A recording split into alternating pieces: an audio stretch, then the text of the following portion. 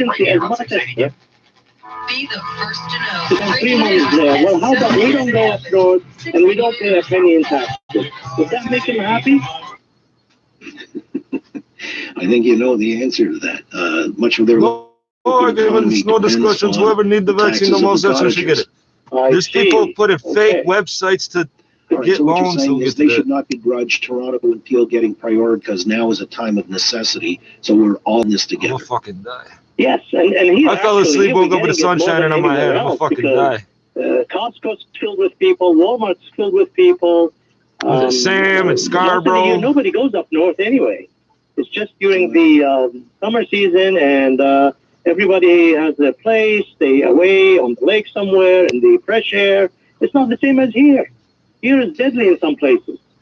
Well, it's going to travel because the May 2nd is coming up, as you know, a month out, and we'll have to wait and see how that plays. I'm going to tell you right now, there'll be a moral panic surrounding that weekend, and you'll hear... It's not called May 24 on the calendar either. That's everything in Canada is in code. Don't tell them. Don't tell them. When's May 24? Is it the 24th? Is it the 2nd to the 4th? No. We're hoping that not telling. With 2 more weeks of this really high numbers, and then it'll start to abate. More people, have been following the instructions. You lie. How did you make the 24th fall on a Monday? Maybe another bump to the upside. How the fuck did you do that this year? I appreciate your No, because next year it won't line up, and I'll be confused. I want to get to Bill in East York next here on the Oakley Show. Go ahead, Bill, your turn. Yeah, I echo that, man. Actually, I'm headed up to the cottage in a couple of days. And these COVID Karens up there, they need serious medical help. The hospital wasn't on a Monday. And the Victoria Day wasn't on the... Oops, I said it. It wasn't on the 24th. I was much a member of that community. Yeah, so this year, you can tell your American friends, because in Canada, the 24th is always on the holiday Monday. It just always is. Just tell them that. They won't know till next year. And they can fend for themselves and use that one. Wow. I just didn't want to set up some kind of a regional thing here going on where people were embittered, but I get it. Everybody has their own point of view. So the London mayor, when he says, hey, this is a bridge too far, he's not something he can support when they take resources or vaccines from him. Immediate need. You think he's being large piece of debris. Large piece of debris. Didn't catch where. Sorry. Look over debris. East of Mississauga Road slows again from about the 427 to the 400 express and collectors. Then heading into the Durham region is busy, approaching West Knee to east of Salem. They're wrapping up the construction southbound on the 427 on the express ramp to the QEW in the process of removing pylons from the right lane. So it's still go here. They're putting them in the left lane. Watch out for the ones in the middle. Those aren't pylons. Ooh, that's not orange, that's red. Oh, spilled their hamburger meat all over this highway. Northbound 427 is jammed, approaching the 407 onto the highway. Oh my, the extra thing. City streets, we now have a closure in the Danforth and Main area. It's an interesting day. It's not. I don't. It's not the bad. Good. I don't care if the news is good or bad. That's not what I mean. Your next traffic report is at 3:41. Now with the forecast, here's Denise Andriachi. I'm trying to find an analogy in my head. Along the lake for sure today downtown. It's like crack. Crack is never good. The news is never good either. But it feels cooler than that. Hey, you're listening to, aren't you? East winds, partly cloudy conditions. Markham, Brampton around 12, 13. So sections north of the 401 a little milder. Regardless, we're all below seasonal. This water from a day and a half ago still smells like a bottle of bleach. I swear to God, thank you. To warm up to temps in the low and mid 20s. If it didn't smell like bleach, it would smell like cholera. The rest of this month here, looking ahead, it is a little cool and below seasonal for the rest of this week. Cloudy right now at Pearson, about 13 degrees is where we're at. Your overnight low tonight, 10. That's the 680 News. We have breaking news from Quebec. Canada now reporting its first death related to a patient receiving a COVID vaccine. Here's our federal medical reporter, Cormac McSweeney. The Quebec government is confirming a woman in her 50s has died when she developed an extremely rare blood clot after receiving the AstraZeneca vaccine. Officials say this is sad news. However, the number of blood clots reported that are possibly linked to the vaccine fall well within the risk rate that Canadians have been warned about, and the shot is still safe. Quebec's Chief Medical Officer of Health, Dr. Horacio Arruda, says the benefits far outweigh the risks. We are sure we are preventing more deaths and more complications of the disease, even with that vaccine. The chances of developing a blood... So, in a war, that's where triage comes from. It's another French loan word. The doctor is correct.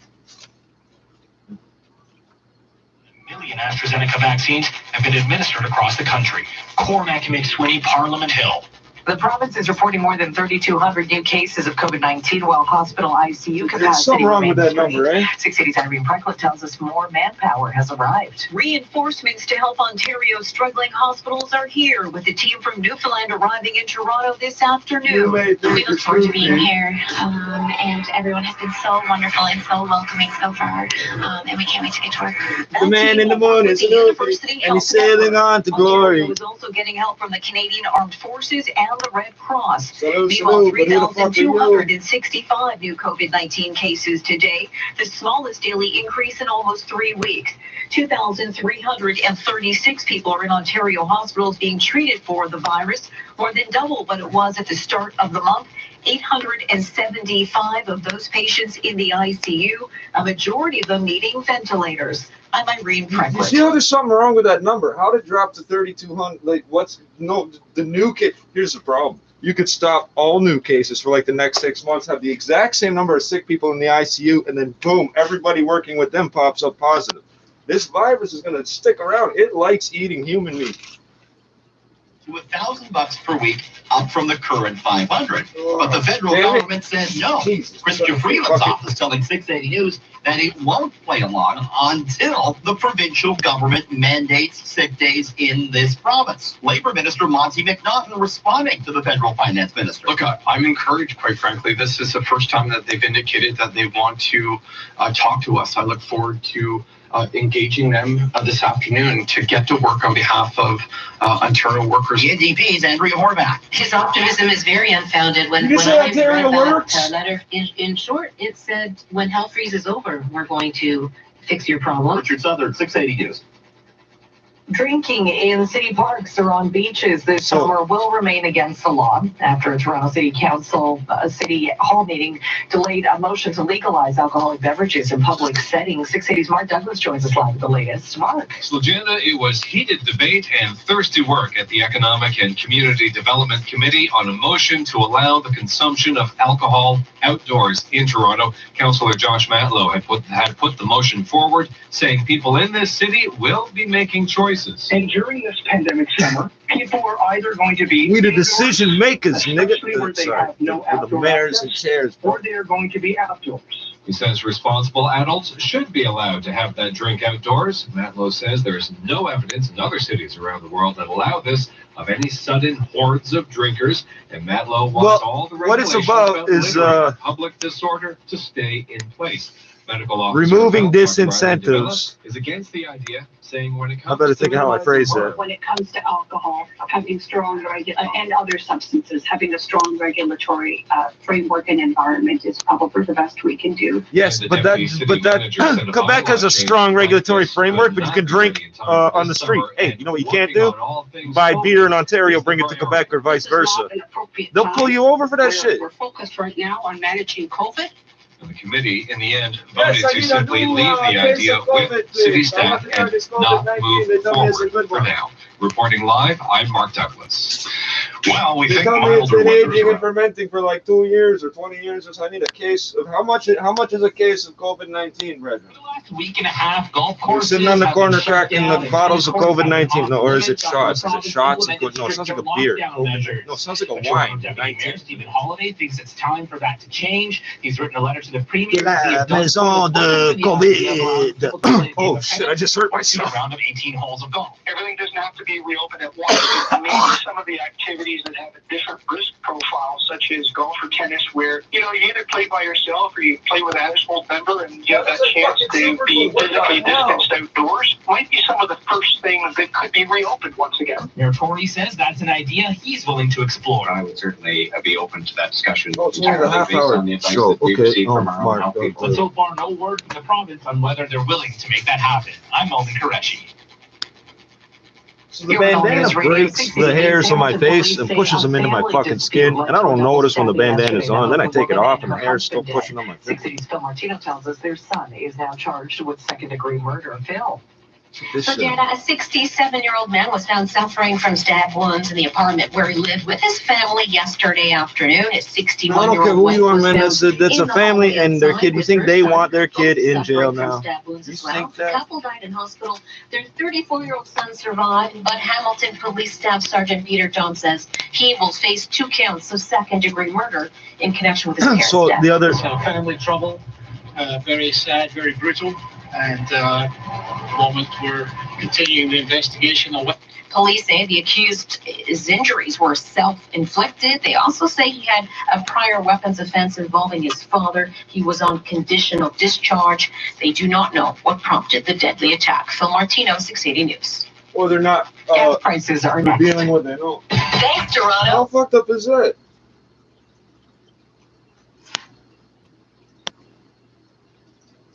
I'm just playing the odds because you can pretend it's some romanticized movie and he's coming back to avenge the evil biological parents and he's found them and they stole his money. There's some shit like that, but that's not what happens in real life. Not really, not most of the time. Search King's hat. Yeah, that dude will probably spend the rest of his life locked up. And here's the fucked up part: he'll probably be in a jail, which will do nobody any good. And because he'll be in a jail, some other idiot who's actually purposely hurting random people. They said there's no threat to the public, essentially, I think. They say that sometimes. Some other idiot will be out on the street. He should be in a hospital. Watch, he won't end up in a hospital. He could be in jail or on the street, but not in a hospital, where he probably should be. No, I'm just guessing if it's based on mental health. Because they said this happened before. Something similar happened before. Demo event is on. You think those 2 dead people want their kid in jail? I don't know if it's the other. Is the other one? They said it was a couple. Did they say they're both his parents? Regardless, do you think the parents of somebody want them in jail the rest of their life? Or as the examples I just gave, on the street or in jail, but not in the hospital, while some other idiot is out on the street? Performance.ca/demo. What do you think of me? If the police didn't come around here anymore, I'd do the same basic shit I always do. Do you own your home? You mean the condo I've been trapped in since forever? But head injuries, viruses, and bacteria will make you do crazy shit because your brain is biological. Home restaurant. And it's also why you shouldn't fuck around with certain drugs. Home football stadium, home concert stage, home bowling alley, Wow, you really miss going out. home beach. Alpine Credits, where homeowners get approved to build an indoor beach, but that's an awful. Oh, dear. So there's a queen ant living in that. So the first one was the grape. The second one is the tomatoes. The bigger looking thing was the tomatoes. There's a queen ant in there, so I'm going to save the sticks and throw them in there for the cannabinoids, because something will eat them. And if they don't eat it, maybe something will grow on it, and they can eat that mold or whatever. I'll breed ants that eat the mold right off the weed plants. Keep them perfectly trimmed for me. So this is a crazy news day. But we have volume delays, a lot of them. Busy from Winston Churchill to east of Mississauga Road. Slows again from the 427 to the 400 Express and Collectors. And is filling in from Avenue to Yonge in the Express and from Bayview to Leslie in the Collectors. A slow go heading into the Durham region as you approach Westney to east of Salem. Westbound 401, that's backed up from Kipling to Dixon, and a long lineup on the ramp to Dixie. That's because of construction at Dixie and Britannia. Really heavy northbound Dixie from the 401 up to Britannia. And we also have delays westbound 401 from Huron, Ontario and the Express, Mavis and the Collectors to approaching Mississauga Road. Southbound 404 is busy from just south of Finch onto the 401 ramps. A pretty decent drive though on the southbound Don Valley Parkway. Heading out of downtown on the westbound Gardner, it's already jammed from west of the DVP to west of Strawn. And the northbound Don Valley Parkway is backed up from Dundas to north of Lawrence. Northbound 427, expect delays as you approach the 407 onto the Highway 7 ramp. They've wrapped up the construction southbound 427 on the ramp to the QEW. So Remember, a year ago, I was trying to buy the stupid GPS thing to carry around with me. You people can watch where the fuck I was all you want. No, you got to call the cops on me 6 fucking times. He's trying to clean the garbage, and you fucking showed up. He's touched elevator buttons, and you fucking showed up. Sorry, I cheated. I sort of cheated. I saved some. I smoked one too many joints last night, but I had a half a joint left over, if that makes sense. And I smoked it this morning. I almost always start that with the video on, and I didn't. I did it outside. So you're half a joint behind me. But since it's good weed, and I just woke up, Hold on. That's correct in Toronto. I'm pretty high right now, so you're one step behind me. And elsewhere here in southern Ontario, as we remain below seasonal, near 9 right now for downtown. Oh, that don't feel 13 at good. Pearson. We've had some sunshine today, but there's a chance of some isolated thunderstorms and showers for the overnight. The thunderstorms. Bitch, it ain't rained in 3 fucking days. You said it's gonna be thunderstorms. For us here in the GTA, but we'll be watching the radar. Temps climb a little bit tomorrow, closer to seasonal, near 15 degrees, but you'll want to keep the umbrella handy. And Thursday, about 10 millimeters of rain expected. Look up like they're upside down already with the legs on Setting top. up here. These rail cars got the legs on top because they're prepared for them to roll off the fucking tracks. Here's Richard Southern. So, Jenna, coming up on the end of the trading day, the Dow's up 45 points above 34K, the NASDAQ down 33.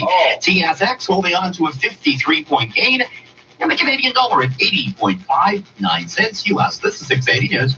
You can't beat the benchmark if you are the benchmark. Dynamic Funds looks to the market for opportunities beyond. Nigga, I know that's my bench because my mark is on it. That is a benchmark. Now move. I need to get some sleep.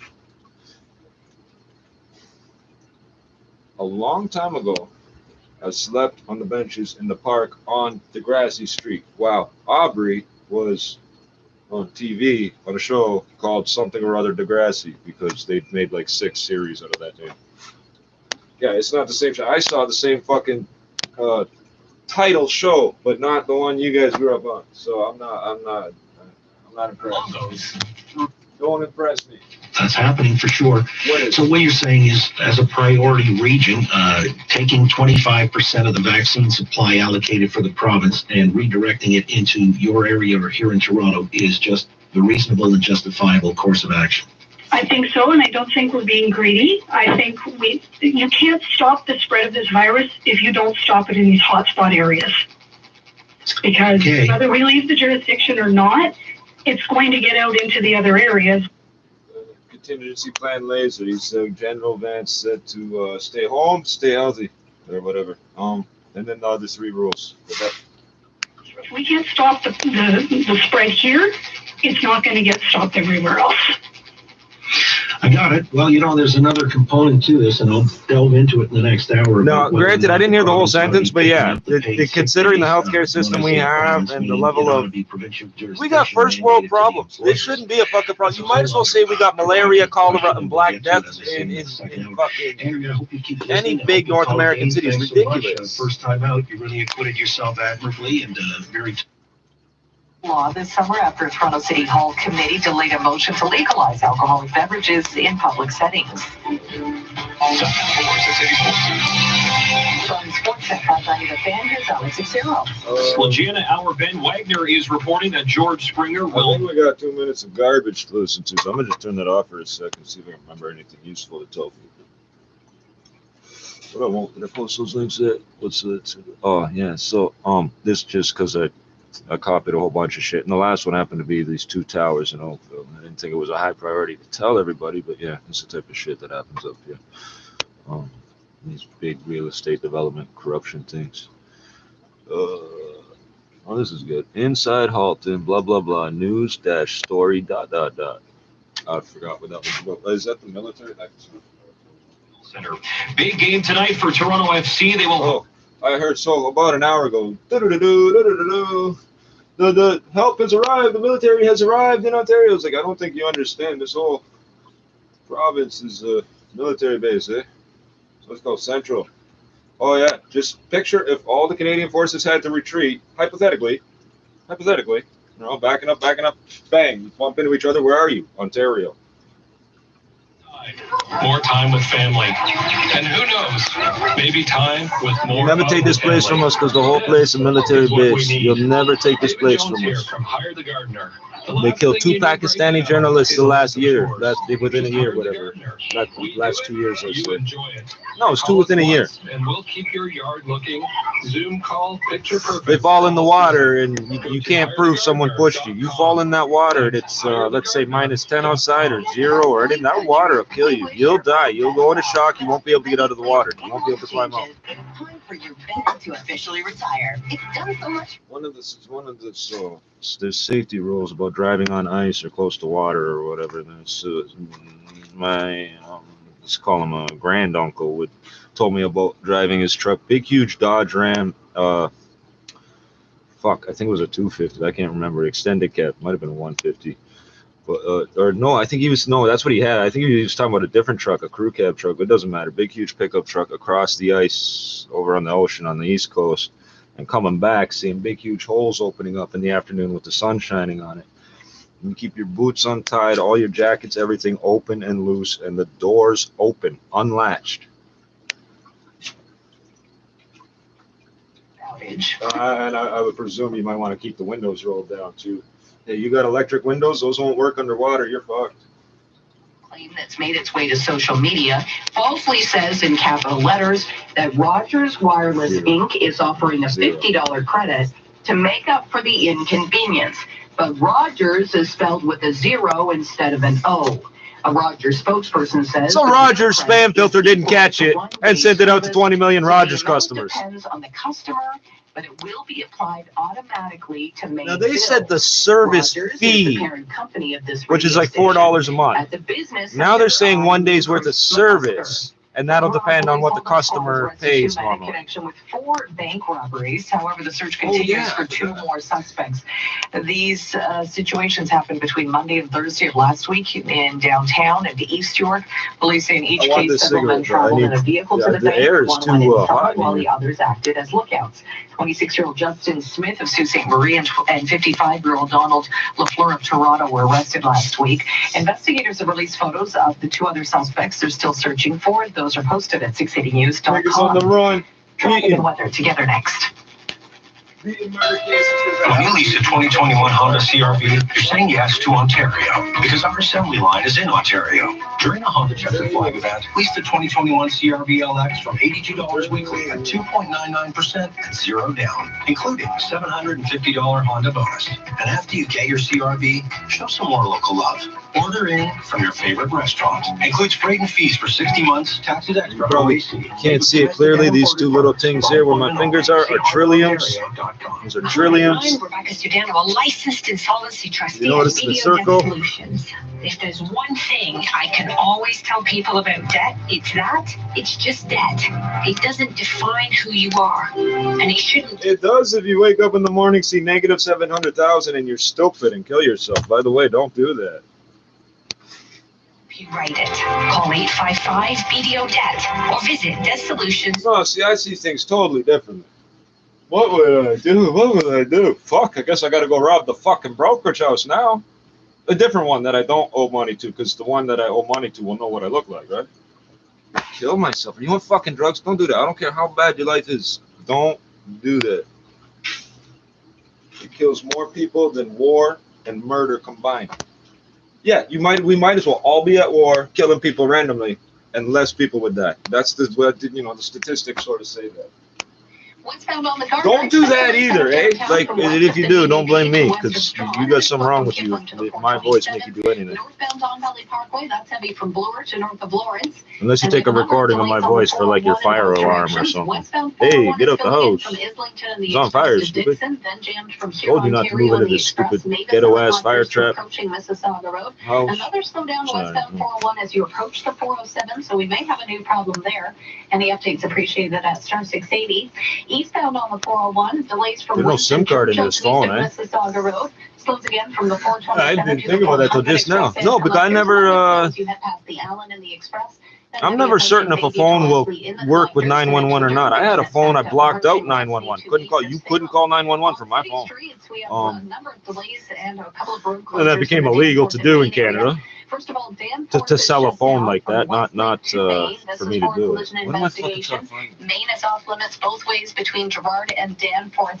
So this is putting a huge strain, especially northbound on Woodbine, jammed from Kingston Road all the way up to Danforth. Heavy traffic eastbound on Girard. It's a huge storage facility, and there's probably bigger. Donates to 19 GTA hospitals and rehab centers to support Go train station right there. On the north side of Danforth is the subway station. Now with the extended forecast, here's Denise Andriachi. There used to be the worst Sobeys in the world at that intersection. And cooler temperatures, what we're expecting that bridge goes over a bunch of railroad tracks. It's been a while. Wet weather. There's a bunch of, and there's a bunch of, they built, so the last time I was out there, they were just starting to do this, but they filled in that whole area with townhouses. Thunderstorm activity this evening and again through tomorrow morning.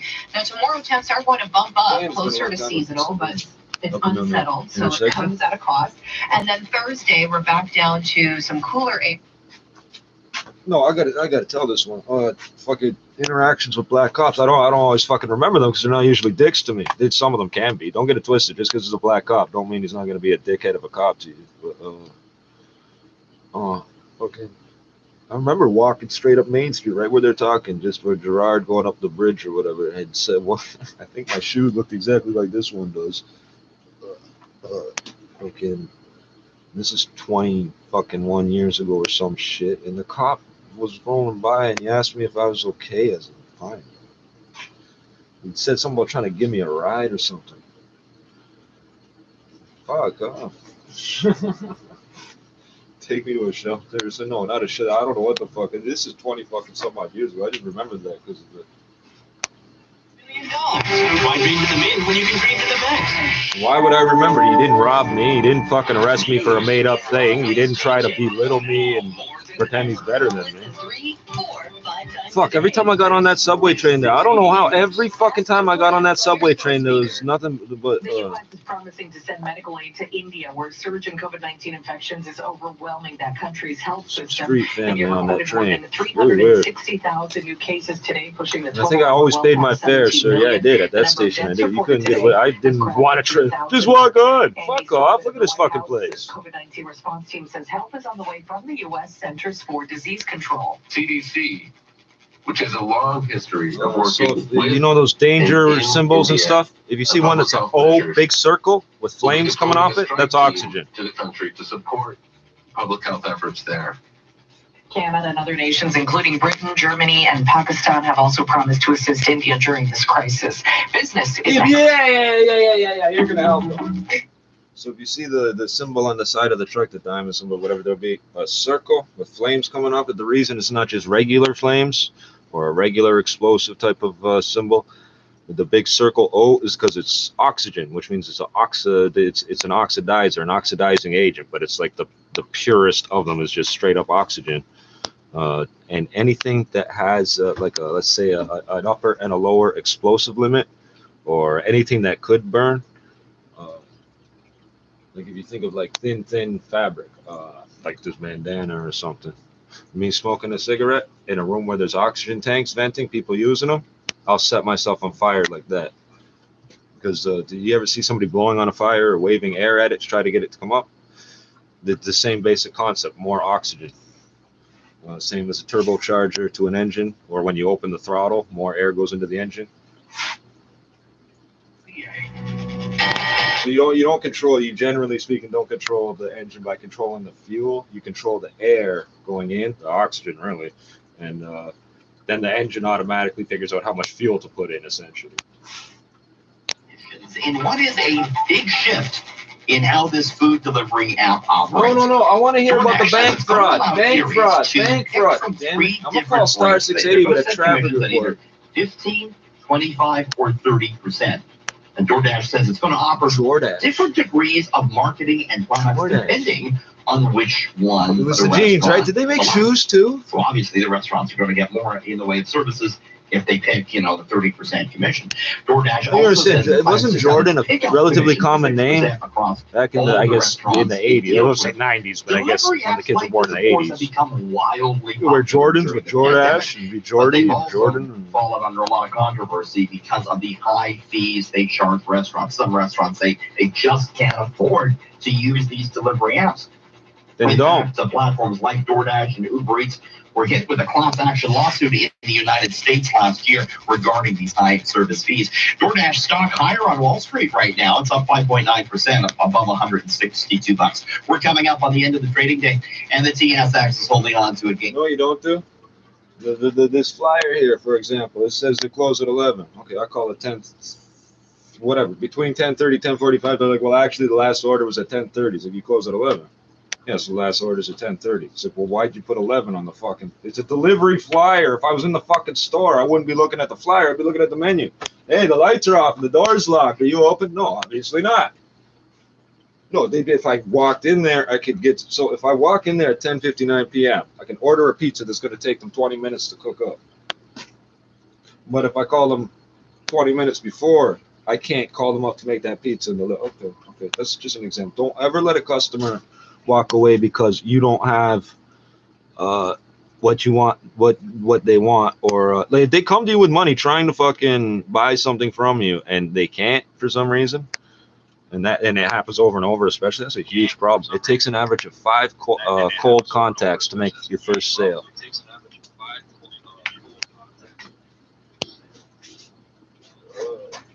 That's a nice little echo effect, isn't it? Jesus. It's hot as fuck. For Canada in April, where it just snowed. Okay, last week it snowed. And it's 95 degrees in my house. Yeah, last week it snowed -4, 8, whatever wind chill. Yeah.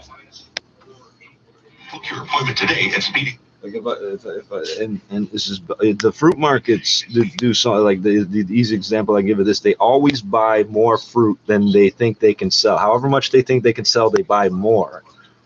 And then eventually they end up throwing some of it out, but they factor that in because they always buy more. You never go in trying to buy blueberries and there's just no blue. Oh, we sold out. We could have bought more and we just did it. No. They buy it all up. And that keeps the supply chain moving too for the distributors, whatever, at the warehouse, at the terminal or whatever.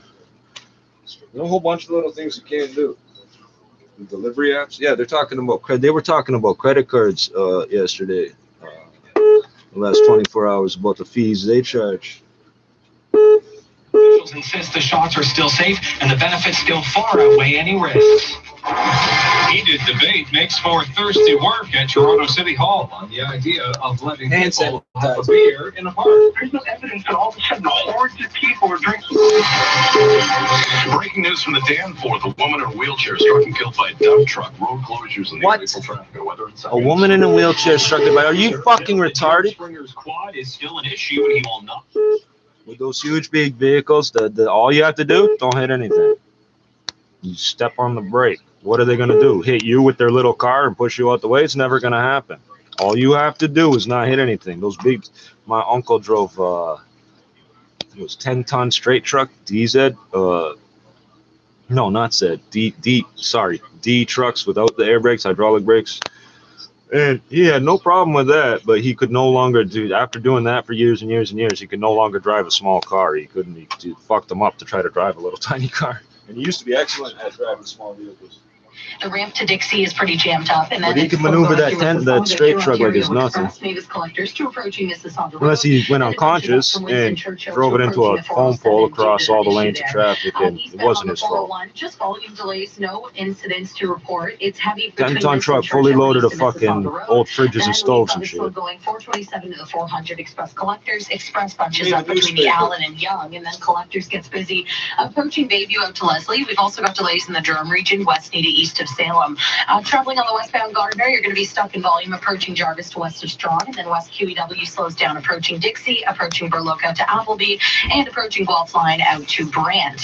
Now, if you're on the eastbound QEW, good news, we just had an issue clear, but first we have delays east of Trafalgar out to Ford Drive, then east of Dixie. That collision's being towed away, but we're still dealing with delays from Huron, Ontario to east of Dixie. We also had an issue on the eastbound 403 ramp to Huron, Ontario, which is cleared, and just typical volume on the north DVP from Bloor to north of Lawrence. We have a number of issues on city streets, though. East and westbound Danforth is shut down completely between Westlake and Main Street due to a police investigation there. We've got westbound piling up from west of Victoria Park, and then Main Street is shut down between Gerrard and the Danforth, and we've got delays on Woodbine because of this. Northbound Woodbine, it's moving slow Gerrard to the Danforth. The newest Audi dealer in the GTA is now booking appointments. Audi Mississauga Airport at the 401 in Dixie and the Pearson Auto Mall. Book yours or shop online at audimississauga.com.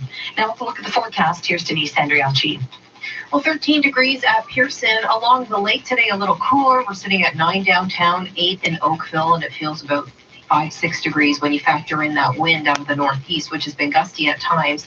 Now we have a slight chance of seeing some isolated thunderstorm activity this evening, some scattered showers overnight, and the chance once again tomorrow morning to see some isolated thunderstorms as a cold front slides through. We are expecting tomorrow to be a little milder than today, but you'll want to keep the umbrella handy through Friday, as we still have a chance of showers then as well. Your overnight low tonight, 10 degrees. 680 News Time, 4:03. With breaking news from the Danforth, a woman in a wheelchair struck and killed by a dump truck this afternoon. Police say she was hit at the intersection of Main and Danforth around 3 o'clock. The woman was pronounced dead at the scene. The dump truck driver has remained at the scene. There are road closures in the area for the police investigation. Canada today reporting its first death linked to the AstraZeneca vaccine. A woman in Quebec died after developing an extremely rare blood clot. Officials in Quebec are confirming the woman who tragically died was in her 50s. And while this is a terrible situation, Quebec's Health Minister Christian Dubé says the number of adverse effects possibly related to the shot fall within the range they had warned about. Within 400,000 of AstraZeneca, we had less than 4 cases, so we are within those numbers. Health officials say the shot is still safe and the benefits of the vaccine still far outweigh the risks. Health Canada has said the chances of getting this very rare blood clot is between 1 in 100,000 and 1 in 250,000. Meanwhile, the risk of developing a blood clot in hospital with COVID is 1 in 5. More than 1 million AstraZeneca vaccines have been administered across the country, and the federal government is in talks with the U.S. to get access to more doses amid delivery disruptions from India. Cormac McSweeney, Parliament Hill. Medical teams from the East Coast have been flown into Ontario to help out in hospitals dealing with an influx of COVID-19 patients. This comes as the province reports a high positivity rate, but a lower number of new daily cases. Here's 6 Cities' Irene Preclett. Help has landed in Toronto from Newfoundland with a group of nurses and doctors arriving this afternoon. Wait, that's the wrong fucking one, isn't it? That was our intent for coming up here to join the teams within the University Health Network in the critical care units and on the COVID floors. Help is also coming from the military and Red Cross as Ontario hospitals deal with more than 2,300 people wear white hats. No, I'm dead serious. This thing's patients. filthy already. 875 of them in the ICU. A majority of them needing a ventilator to breathe. Ontario is reporting 3,265 new COVID-19 cases By the today. way, what the fuck happened to the city and province updates again? They fucked us again. That's what I was waiting for. How long have we been on here? Only 36 minutes. No, they...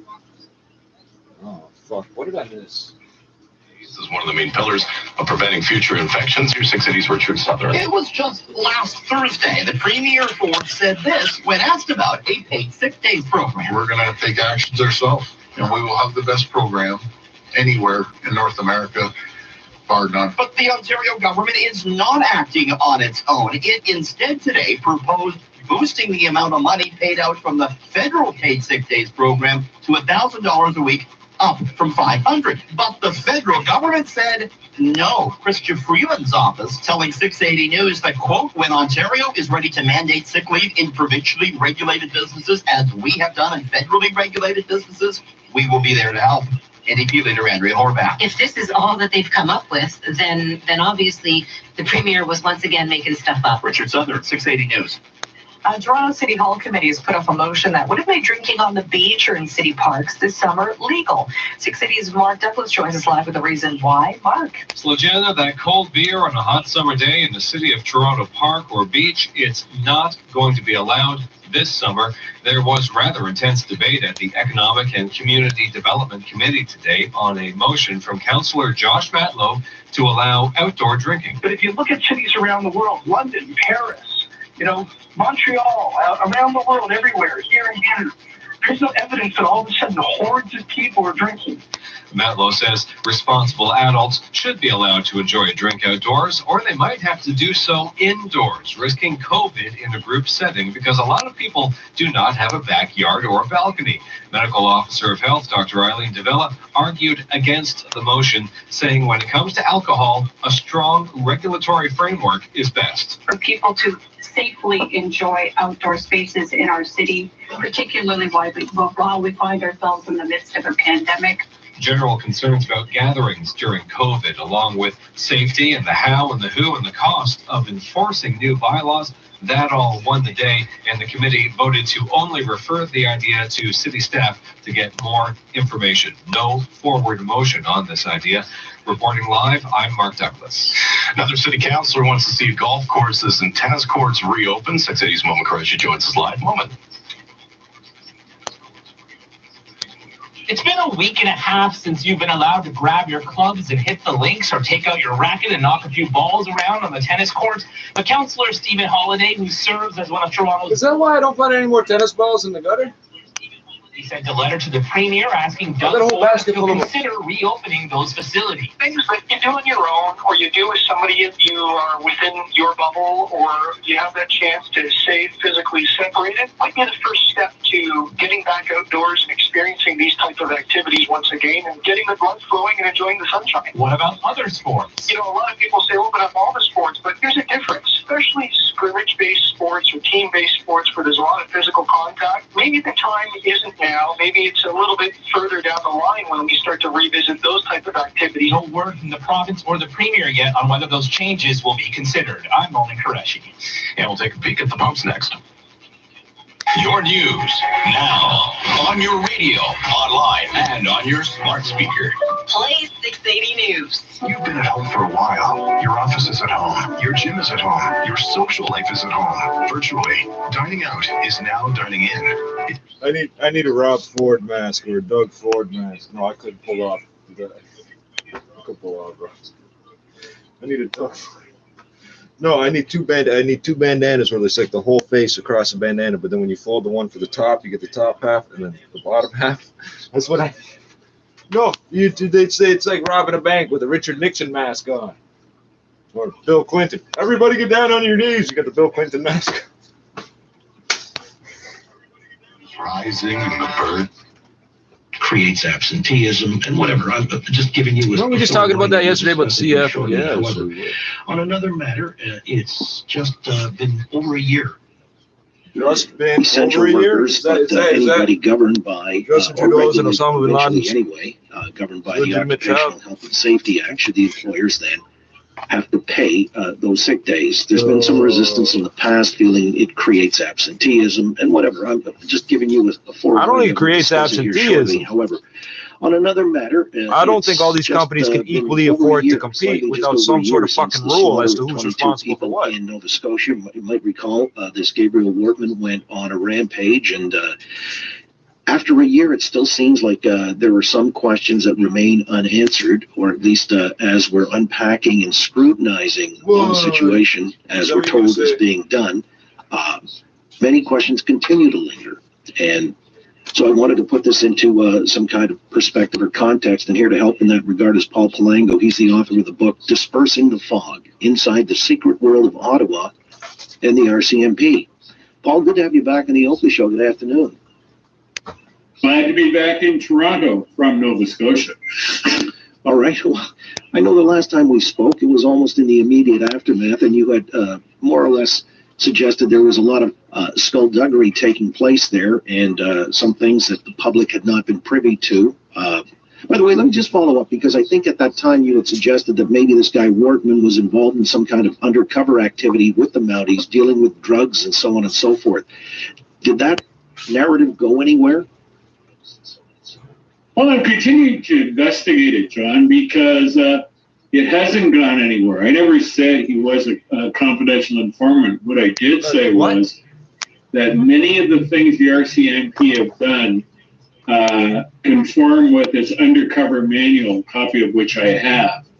And I'm trying to explain and rationalize what happened, because there's something strange about this case. I talked about it a year ago and said there's something strange about it. Well, that strangeness still continues. The RCMP trying to cover things up. And, that sounds a lot like a Vista. I'm getting rid of the phone player. The RCMP cover things up. Nothing is operated normally in this matter from the beginning. And it continues to do so. You have to ask yourself, why is that? Well, that's the intriguing aspect to me. By the way, that might have been them trying to call you on the bat phone, say, you can't believe the things that happen to me while I'm doing this, so nothing surprises me. Is that right? Do you think that there might be certain, let's say, official operatives who are trying to subvert what you're bringing to the fore publicly?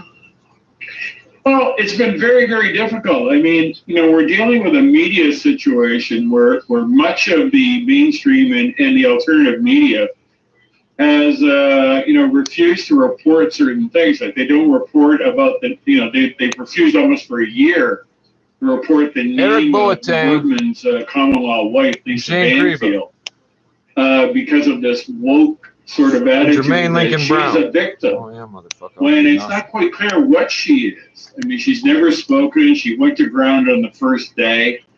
She hired a lawyer. She's talking to the RCMP briefly. They've subsequently charged her with supplying ammunition, along with her brother and her brother-in-law, to Wortman. But all it's done is serve to muddy the waters. And I've been one of the very few people who tried to pursue all aspects of this story. And I'm afraid I'm not being woke enough for the mainstream media, because they don't even follow up the stories I'm doing, which frankly, I think are pretty good, Well, all right. Frankly, this is the latest installment from you and Frank magazine, and it has to do with the alternative media and how the Mounties got addicted to Twitter. You go into some depth and length about how they gave the emergency alerts over Twitter. Recall one of the key there were little kids hiding in the woods for like a day and a half. The massacre was the fact that the Mounties failed to alert with an Amber Alert or anything. Instead, decided that they were going to message via Twitter. And this guy went 22 hours uncaught because not a lot of people were, I guess, subscribing to the Mounties Twitter feed. We know, because they essentially told us that. Pass? I mean, has there been any reform or any recognition that that was a blind spot on behalf of the Mounties? Oh, absolutely to the contrary. First, John, it was 13 and a half hours that he rampaged. He had a little nap in between before he killed 9 more people. The RCMP has always said, its use of Twitter was an effective communication tool. Chief Superintendent Chris Leather has said he's more than pleased with the performance. This sort of defies all logic and sort of, it's mind-boggling. Then in researching the book that I'm writing, while I'm writing the book and conducting research, I came across a situation where I wasn't clear about what had happened. So I contacted someone. It was actually Andrew Douglas from Frank magazine, because it was something about a situation that he got involved in. And he was describing the situation to me, giving me more clarification. And he pointed out that, I was back in the inner corridors of the RCMP, and I wasn't supposed to be there. And this guy, Alex Voss, was there, who he recognized from being a former TV reporter. And I didn't think much of it. But then I started to look at, I don't write about anything without thoroughly checking it out. So I started to check out, why was Alex Voss there? And it turns out he's the godfather of Twitter in the RCMP. And he's a former CTV reporter. And back in 2014, when 3 Mounties were killed in Moncton, he discovered Twitter and how effective it was in an urban situation, that particular situation. And then he is the person who's basically driven the use of Twitter as a communications tool.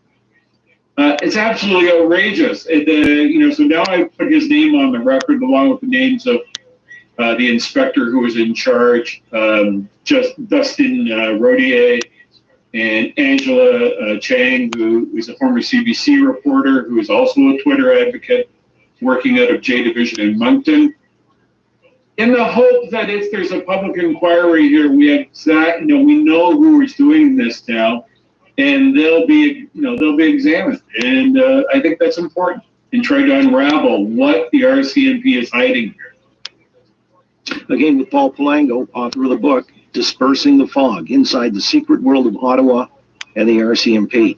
So let me just follow up on that, because if you say, Mr. Vass, you know, he comes from a background in radio and television reporting, but he became enamored of and married to Twitter as a form of messaging, which showed itself to be highly inefficient. We were just talking about that, and we did the last time. It was one of the stories coming out early from how the Mounties might have dropped the ball here or had a blind spot. So does it persist then that this is something, and would you consider that? Look, they say it's more efficient in terms of not needing to do press conferences and things like that.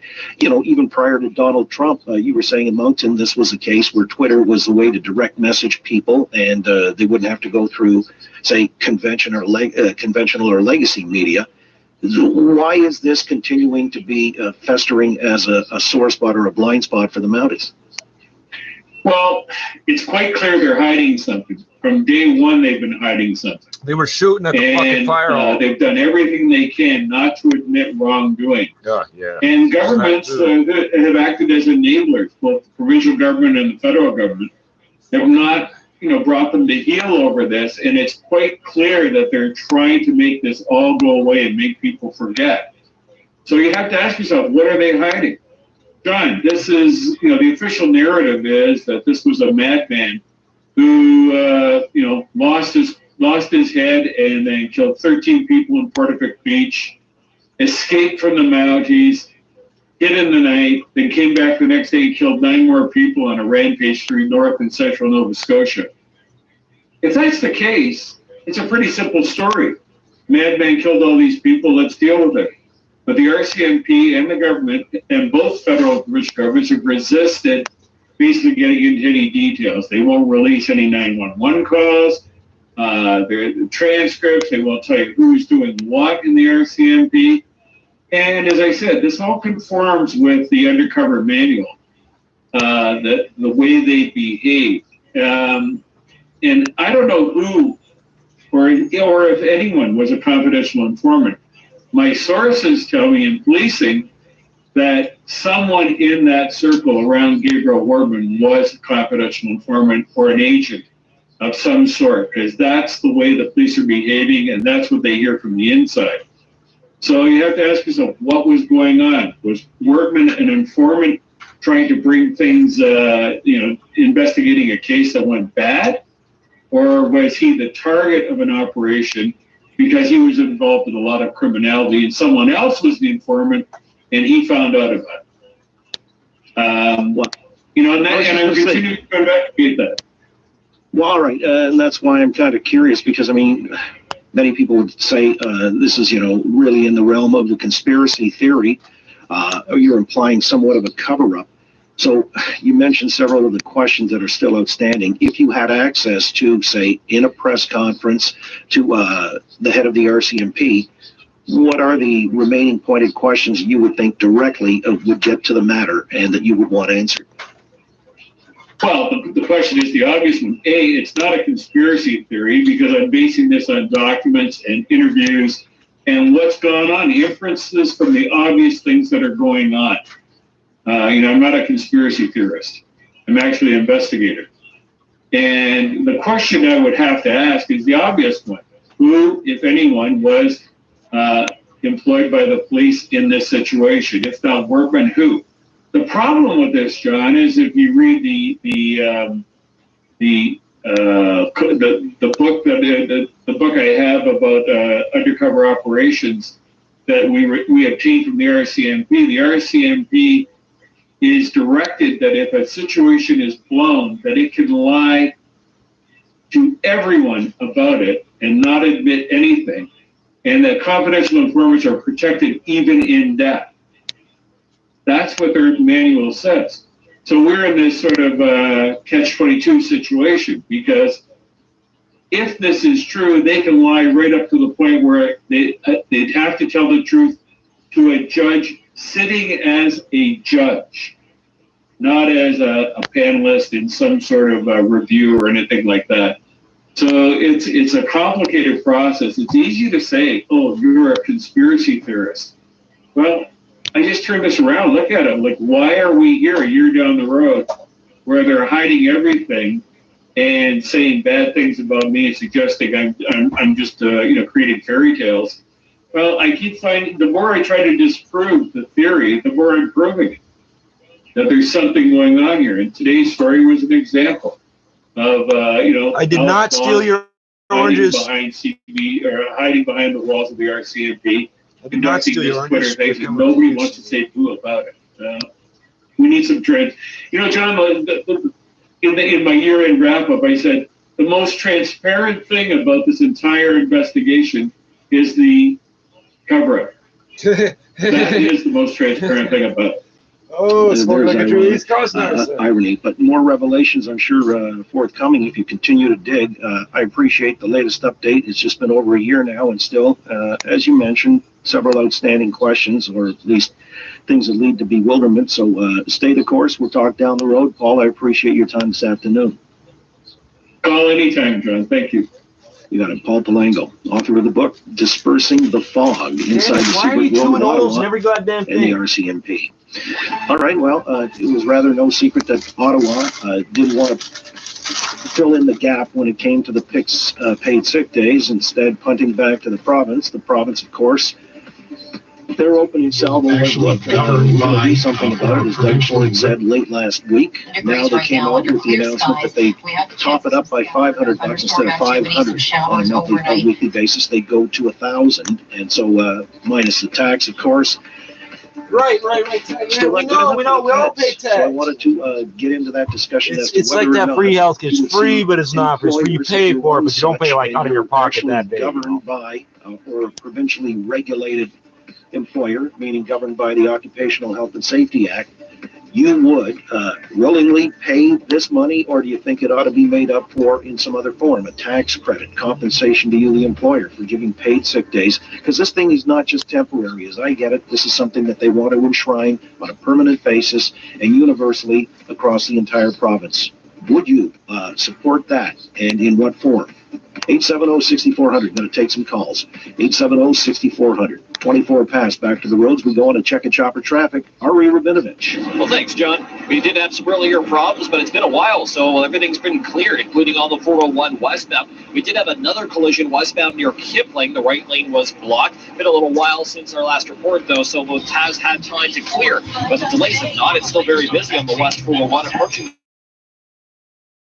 We're here for you on your radio, online, and on your smart speaker. This is 680 News.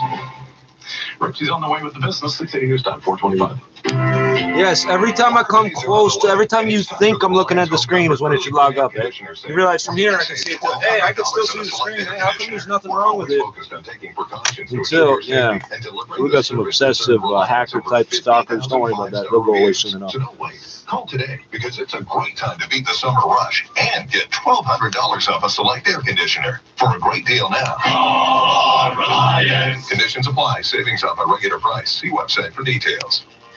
Hi, it's Fido. When it comes to downloading maps to find your way, don't let your data plan hold you back. Get a data boost from Fido with 5 hours of unlimited data at no extra cost. That's 5 extra hours of data every month when you need it. It's enough to keep you on the road for that extra scenic route. On all voice and data plans, only with Fido. Visit a Fido store or fido.ca for details.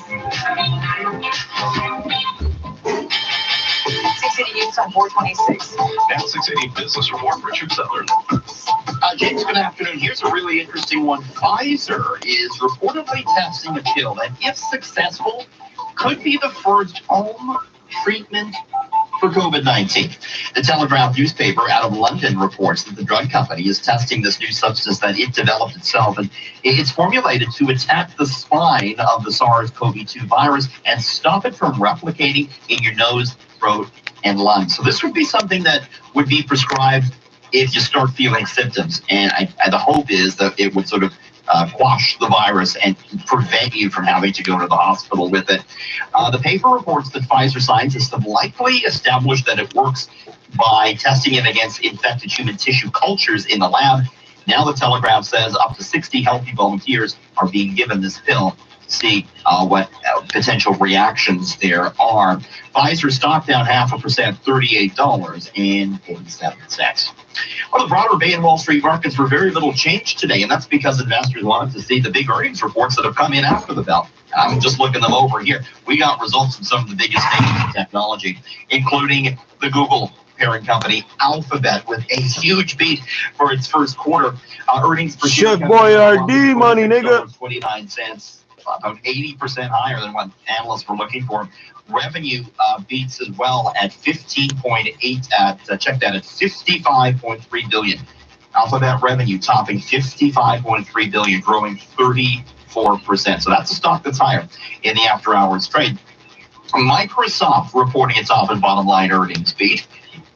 Profit of 15.4 billion. Microsoft stock has been a high flyer. It's certainly outpaced the broader market. Shares are up 18% since the beginning of the year versus the S&P, which is up 11%. And Microsoft closed today at $261, up 51% on a 12-month basis. TSX today headed higher, but just by 4 points at 19,175. On Wall Street, the Dow was up 3 points, the S&P down 1, the Nasdaq fell 48. Canadian dollar at 80.62 cents US, and your top stories are next on 680 News. If you're on the hunt for a new truck, we'll make it easy for you. Because when it comes to performance, style, and capability, there's only one choice: Ram. During the month of Ram, you get 20% off MSRP with up to $12,950 in total discounts on select 20. The 2019 Dodge Ramadan COVID edition. With the separate climate control for all the passengers. Again, the Occupational Health and Safety Act, therefore punting it back to the province. Now, the question is whether or not this is as efficient a program as it needs to be. Should it be universal in its application? Should it be on the employers to have to pay the sick days? Now, I'm not saying for all employees who are governed, are regulated by the province. Again, the Occupational Health and Safety Act, therefore punting it back to the province. Now, the question is whether or not this is as efficient a program as it needs to be. Should it be universal in its application? Should it be on the employers to have to pay the sick days? Now, I'm not saying directly out of their pocket because I don't know what reform it would take or what form it might take. But it means, I can't see it being a burden placed upon the employers who are already being hammered by COVID. Unless it's a flat per And so diem. that would be too onerous, I believe. Maybe there's some kind of a facility, like a tax credit, but that would go through the CRA. And if the CRA is going to be a party to this, that would lead to me to wonder why the CRA just wants didn't sort it their out at that part of level it. and make it an easy flow through, as they did with the wage subsidy that went directly to the employers. I mean, why not go on that level? Why the province and the feds are having this tit for tat back and forth? It seems to me like it's been highly politicized rather than immediately getting help if it's considered to be as essential, critical to the equation as we're told. Then hell, I would think the feds could have sorted that out at their level. Am I wrong? Katie, I'm going to start with you in Burlington here on the Oakley Show. Good afternoon. Hi, John. Nice to talk to you. My pleasure, Katie. Thank you. Okay. No, I was just curious because I actually did payroll today where employees are entitled to sick days, and they usually are taken as vacation days, which is allowed. I just don't think this should be an employer's position.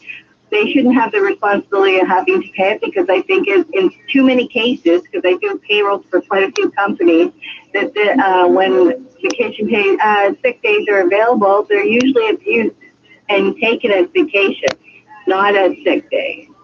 And it is also my understanding that the government has a program now that you can apply to on a week-to-week basis for, I think, up to 4 weeks, that if you have to quarantine for COVID or you have COVID, you can get $450 from the government. Yeah, that's right. To this, what this new equation is sick days. Right. And Justin Trudeau, it was 2 weeks originally, or 10 days, 10 working days. He's doubled that. About 2-3 weeks ago, was sort of preening about, having extended this because in the hour of need and all the rest, we've got your backs. Well, he doesn't entirely have everybody's backs if he hasn't managed from the federal level to make this, like the wage subsidy and the CERB, an easy flow through. And so he's put it on the province, as I say, because I think he's become, he's politicizing it to a point where it's become a hot potato for Doug Ford here. Now, I get it. On your matter of when you do payroll, you say a lot of these people are using sick days as vacation days. With showers still persisting, even if we don't get into those heavier downpours or any sort of thunderstorm activity, we'll still have some wet weather tomorrow. And then Thursday, it looks like predominantly some periods of light rain, but it will be steady for most of the day. So over the next few days, we will probably pick up about 10 to 20 millimeters on average here in the GTA. Friday, wrapping up April, it's going to be cool, and we do have a slight chance of some showers. Your overnight low for tonight, 10 degrees. This is 680 News. Breaking news from the Danforth, where a woman in a wheelchair has been struck and killed by a dump truck. It happened just after 3 this afternoon at Main and Danforth. The truck was turning when it hit the woman. She died at the scene. The road closures in the area while police continue to investigate.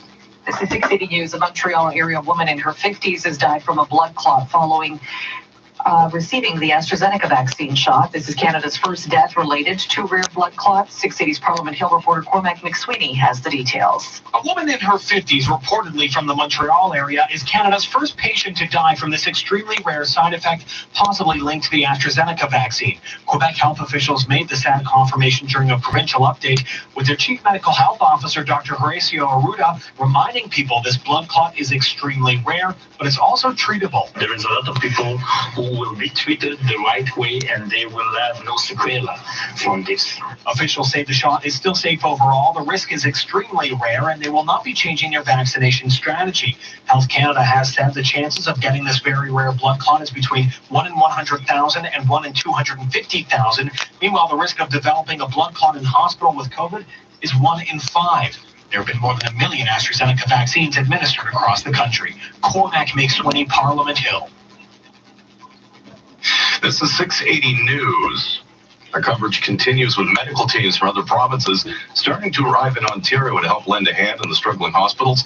9 healthcare workers touching down today at Pearson from Newfoundland, Labrador. Here's 680's Irene Precklett. Wave 3 of the pandemic has flooded Ontario hospitals with COVID-19 patients, overwhelming intensive care units. But help has arrived from Newfoundland with a team of nurses and doctors touching down in Toronto this afternoon. We're ready to get orientated, get to know the nurses and the physicians and the other interdisciplinary team members, and get to work and hopefully relieve some of these healthcare providers that have been working tirelessly, over the past year. Ontario is also getting help from the military and Red Cross. 3,265 new COVID-19 cases today. That's the smallest daily increase in almost 3 weeks.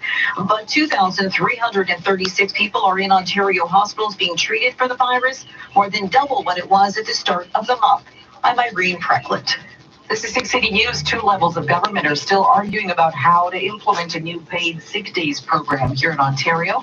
Here's 680's Richard Southern. Instead of starting its own paid sick days program, the Ford government today said it instead wants the federal government to boost the payout from its program. Queen's Park offering to pick up the extra $500 so workers get $1,000 per week. But no, said the feds. Chrystia Freeland's office says they will not act until Ontario mandates sick days in this province. Ontario Labour Minister Monty McNaughton. Well, I'm more of an optimist. I saw a hope in what she issued. There's no reason why they couldn't flip that switch and increase it to $1,000. All this less than a week after the Premier said, we're going to take actions ourselves, and we will have the best program anywhere in North America. NDP leader Andrea Horvath. It's despicable, and they have to stop this political back and forth. Richard Southern, 680 News.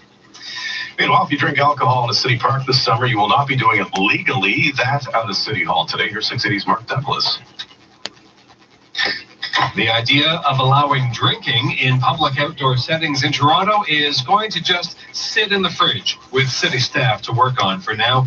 That's how the vote went at the Economic and Community Development Committee on a motion from Councillor Josh Matlow. It has never been more important to move on this than now, given that this summer will hopefully be our last pandemic summer. Matlow says a lot of responsible adults in Toronto have no backyard or patio, and they will choose to gather indoors because they're not allowed to gather outdoors to enjoy a cold beer together. Among those disagreeing was Toronto's top doctor, Eileen de Villa, and there were concerns the city could not possibly be ready for outdoor drinking bylaw changes in time for this summer.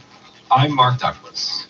Here with All News Radio 680 News, Netflix likes Toronto so much it's chosen the city as the location for its Canadian head office. The streaming company hasn't revealed an exact address yet, but it is expected to set up shop downtown. Toronto is currently home to one of Netflix's 2 Canadian production hubs that have been involved in international productions like The Queen's Gambit and The Umbrella Academy. In 2019, the film, TV, and digital media sector contributed more than $2 billion to Toronto's economy and employed more than 30,000 people.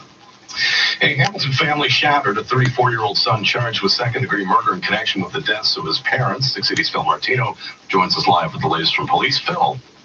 James Hamilton police say the son of a 61-year-old woman and a 67-year-old man who were found suffering from stab wounds in a downtown apartment building in Hamilton where they lived yesterday afternoon will face 2 counts of second-degree murder. The couple died in hospital. The accused is in serious condition with injuries that are self-inflicted. According to Staff Sergeant Peter Tom, this was a family dispute. The accused has had a prior involving the father. He was on a conditional discharge for that, with weapons prohibition and keep the peace, especially towards his father. An edged weapon was recovered at the scene. Phil Martino, 680 News. Gas prices are next. Trust 680 News for what you need to know on the coronavirus. Listen 3, 4, 5 times a day on your radio. 680news.com. The Radio Player Canada app. Or ask to play 680 News on your smart speaker. Who are you? Max, professional dream coach. Where am I? Inside your dream helicopter. And since Tuesday's Lotto Max jackpot is an estimated $10 million, you're in command. Well, then we must be heading to my seaside home. Then what? Then getting onto my powerboat to go snorkeling in my private cove. That was one wild ride. Tuesday's Lotto Max jackpot is an estimated $10 million. Why dream to the min when you can dream to the max? Now the 680 News gas price update. and Pro predicting the price will drop a cent at midnight to just under $1.27 a liter. Traffic and weather together next. Man, if I was in a RAV4 right now, I'd load up my gear and head out for an adventure. Nothing would stand in my way. Just me and the open road in front of me. Sir, drive to the second window, please. Red tag days are back. Stop dreaming. It's tools to quickly replace your windshield to the front-wheel drive for $79 weekly at 4.49% APR for 48 months with $2,900 down. Contact your local Ontario Toyota dealer or visit shoptoyota.ca. And now, an important message from Adrienne Gagnon. More than ever, we need to look after ourselves. And the wellness experts at Adrienne Gagnon bring you zinc and vitamin C to help support immune function, and vitamin D to help maintain your good health. All 3 now available at Walmart, Rexall, and AdrienneGagnon.com. Here's to your health, Canada. These products may not be right for you. Always read and follow the label. 680 News Time, 4:41. Traffic and weather together on the ones brought to you by CIBC and Shopper 680. Here's Short and Kern. Flying around this closure remain in Danforth. Danforth's shut down from Westlake to east of Main in both directions, and Main Street is closed from Gerrard to Danforth, all because of a fatal collision. A dump truck involved. It's causing a huge strain on alternate routes. Northbound Woodbine is jammed up from Gerrard to approaching Gerrard up to Danforth as people try and get around this. If you're on eastbound Danforth, you get forced onto Westlake, which is a road that goes south and into a bunch of residential streets, side streets. So not a great place to be forced off. A lot of people should be jumping onto Woodbine instead, but that's why Woodbine's getting so heavy as people try and get around this closure. Eastbound Gerrard is heavy through Main to east of it, and eastbound Kingston Road is closed off from Main to Victoria. Is not closed, but slow from Maine to Victoria Park. We also have another closure of Danforth because of another crash. Eastbound Danforth closed from Pate to Eaton, just east of it, all because of a collision through that stretch. And eastbound Danforth is backed up all the way from Broadview to Pate because of that closure. On the DDP, you can see delays from north of Lord to north of Lawrence of the northbound side, and southbound 404 delays south of Finch to the 401 ramps. From the 680 traffic center, here's Carlene Donahue. We have heavy delays on the eastbound 401 at Mississauga Road, then from the 427 to 400 express collectors approaching the Allen to Bayview Express, east of Yonge to Leslie collectors, Warden out to Kennedy in the collectors, and then east of Brock Road to east of Salem. Westbound 401 is moving slowly from the Allen Express and Keele collectors to west of Kipling, then west of Hurontario Express and Mavis collectors to approaching Mississauga Road, and we have a delay between the 407 and west of Trafalgar. If you're traveling on the westbound Gardner, it's slow going Jarvis to west of Strawn. Westbound QEW delays Burloak to west of Guelph Line. Eastbound on the QEW, it's slow going from Trafalgar to Ford Drive, and then east of Mississauga Road, MTO crews have picked up the ladder that was in the second lane. Open a CIBC Smart account and get $300, plus pay no monthly fee for up to 12 months. That's Everyday Smart from CIBC. Conditions apply. Learn more online. Now with a look at the forecast, here's Denise Andriacci. Well, between 10 and 13 degrees right now. That's where we're sitting across the GTA, while areas in the southwestern tier of the province are in the 20s. We're not tapping into that warmth, but we may see some thunderstorm activity with some instability because of what's happening. We've just got a big divide across the province right now, and we have some showers expected tonight with that risk of thunderstorms kind of extending through tomorrow morning and afternoon. Highs tomorrow near 15. Keep the umbrella handy really through Thursday. Your overnight low tonight near 10. Now the dynamic funds market minute to the business center. Here's Richard Southern. So the agenda, the TSX closed higher, but just by 4 points, 19,175. Wall Street also very little change. The Dow was up just 3. Investors were waiting for earnings to cave in after the close, most of which were quite strong, especially a big beat in here from Alphabet, the Google parent company. Big top and line beat by Alphabet. Canadian dollar at 80.62 cents US. This is 680 News. Think that investment fees are all that matter? Sometimes the quest for wealth isn't so simple. Learn the true value of it. I see. All right. Well, I appreciate it, Bill. I mean, you're saying it would be abused, but the cases now, we're seeing an immediate need for such, or so we're told that this is, really critical at this time. So if it were temporary and it bridges over, but, when something is put in place temporarily, it's got a life of its own. They're not even asking for temporarily now. The feds are saying, again, Christopher Freeland, when Ontario's ready to mandate sick leave, just as the feds have done, then they'll step in and help. So is that placing the onus on the Ford government to step up, mandate this, and then expect a return from the federal government by way of a transfer? Or is it going to be something through the CRA? Let me get Bill in here. Bill, you work for a trucking company. Appreciate your weighing in on the open show. Yeah, I work for a fair-sized truck company. We don't have sick days. If they wanted to institute sick days, it would cost between $1,500 to $2,000 per person. And some small businesses can't afford, it would just bankrupt them. And the thing that gets me between the federal and provincial government, they say, we're about the people. No, you're not. You're all about arguing it and pounding your chest and seeing who's right. This should have been done a year ago, John. Yeah, that's kind of the curiosity to me, that the feds only took it so far and made it awkward, unwieldy. I mean, you can't really, people haven't accessed it to the extent that they had put the money aside to do, so it shows you that the program wasn't working, it wasn't efficient. And so now they're putting it onto the province, which they say is governed, the province governs employment inside its own jurisdiction. But geez, with a wage subsidy, what the heck, that's also a federal program. That was streamlined. That's sort of helped through a lifeline out to a lot of employers to maintain their workforce, keep employees in their employ. Anyway, I got your point. I'm going to pick this up with Monty McNaughton after 5 o'clock, after the news anyway, in a moment. Wanted to just quickly hear about this program. It's kind of interesting and innovative, whether or not this would ever work in a place like Ontario. It's in West Virginia, and we'll talk to the guy whose brainchild it is, former CEO Intuit. That's next on the Open Show, Global News Radio, 640 Toronto.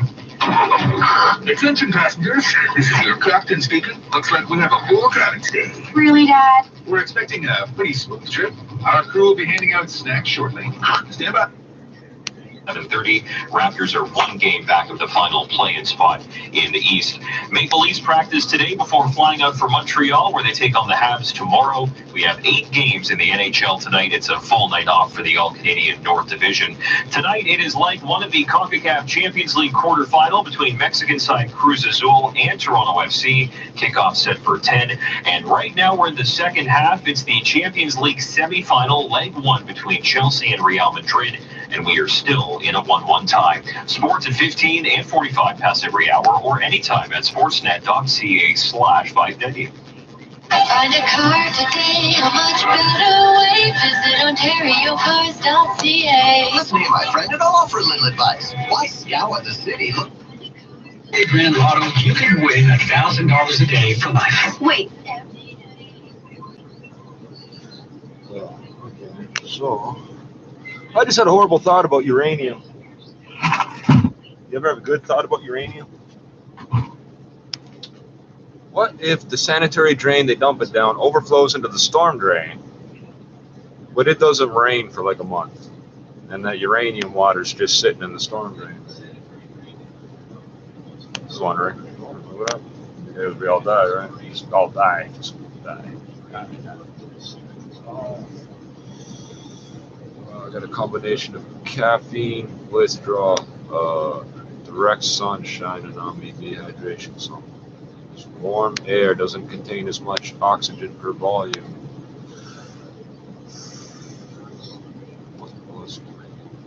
If they're gonna do their update, would it not be up? Is it at 5 o'clock the city comes on? I give up on trying to memorize when they do all this shit because they keep changing it.